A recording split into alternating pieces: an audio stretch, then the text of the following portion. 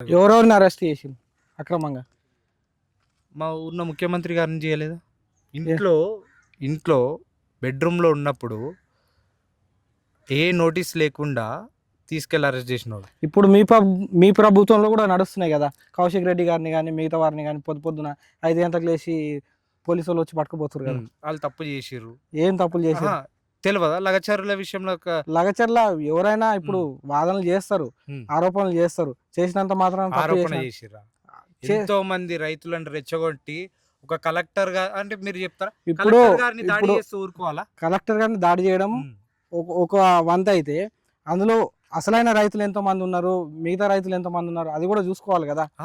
ఎవరెవరిని అరెస్ట్ చేసిండు అక్రమంగా? మా ఊర్లో ముఖ్యమంత్రి గారిని చేయలేదా?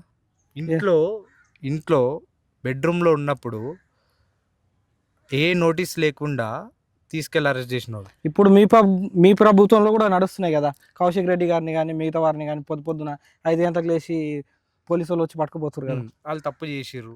ఏం తప్పులు చేశారు? తెలియదా లగచరుల విషయంలో లగచర్ల ఎవరైనా ఇప్పుడు వాదనలు చేస్తారు, ఆరోపణలు చేస్తారు, చేసినంత మాత్రం ఆరోపణ చేసిర్రా?